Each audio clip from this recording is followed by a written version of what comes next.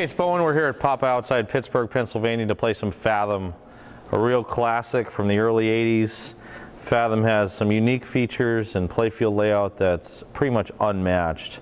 Has two sets of inline drop targets, a loop around shot at the very top into inlines and into a hole in the back for a lock.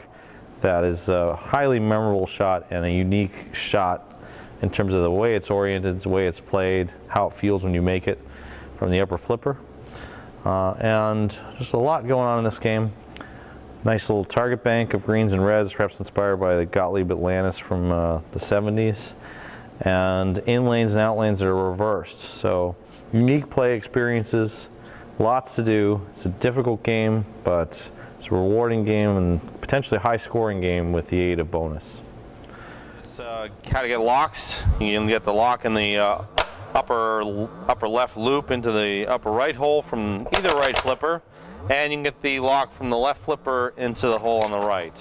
So first task is to get control of the ball, then plug whatever hole is available.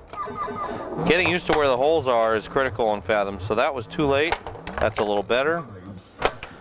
I feel that Bally flippers of this era tend to, at least for me to feel like I shoot the ball a little. I need to shoot the ball a little earlier than I expected to from other companies, and I think the flipper doesn't have quite the same power as a Williams flipper, but there's a lot more control to it.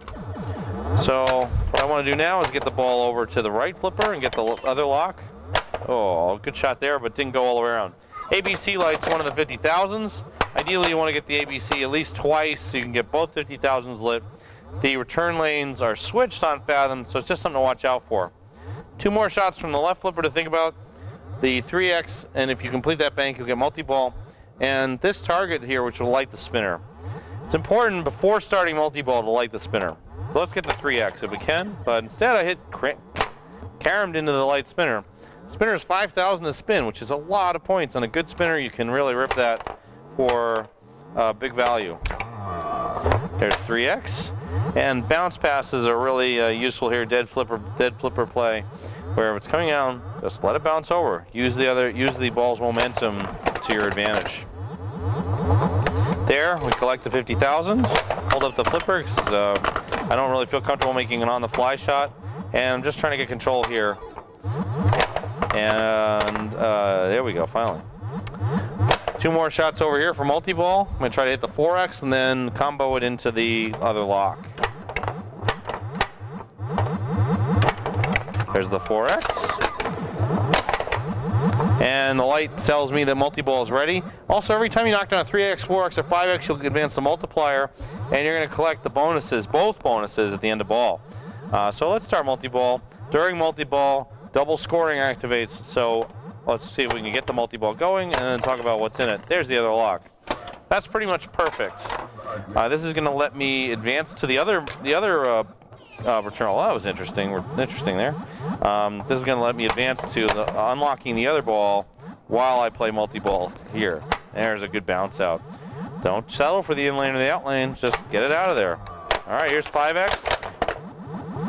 Multi-ball begins. During multi-ball, the priority shot is the spinner, because the spinner now, instead of being 5,000 to spin, is 10,000 to spin. You can still dead flipper bounce. You can still collect. And this in Papa play would be considered a malfunction, a stuck ball. We'd wait for the attendant to come over and free the ball. So I could try to free it myself here, but well, let's get somebody to free the ball for me. Thanks. Spinner's worth 10,000. The last thing you want to do is shoot the loop to the hole on the right, which will end multi-ball and trap the ball. I feel that the backhand of the spinner is a good choice here from an early flip, and try to rip that spinner for 10,000 to spin. That was more spins than you might have thought it was. And I missed the shot there a little too late, but this gives me a chance to get control again. Early flip, and rip the spinner. Depending on the Fathom you might play, you might really be able to rip the spinner better from the right.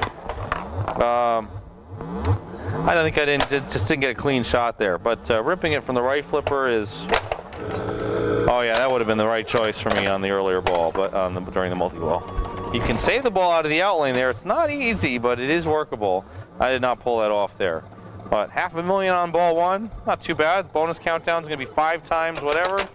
You do not get to keep your bonus unless you get to 55. If you can fill it up to 55, you get to keep that 55 on the next ball as a super bonus. So a little bit of a difference there between this and some other Bally games where you can get to 20, 40, 60, or 80 and keep that. This needs to be 55, which is the grand total of the 1 through 10. And there are 2 bonuses to collect. So now you can tell I'm advancing a blue bonus and that looked a lot more dangerous than it was. These flippers are pretty close together at the bottom, so you rarely lose the ball this way. Almost all the ball losses are due to out lanes. Nice, really nice tilt noise on this game. So, tilt, a little riptide. 3X. And I'm 1 target away from the multi-ball on the left, 2 targets away from the multi-ball on the right. I feel that 3-ball, which gives you triple scoring, is not really all that valuable because you never lose one of the balls really fast. Get right back down to double scoring. So starting one of the multi-balls and just sort of leaving the other one ready to go for when it's over, I feel is the way to play this. And there's the end of the game. Not a great game. We'll play another one here and see if we can do any better. One good ball. Double scoring there, 2 balls in play.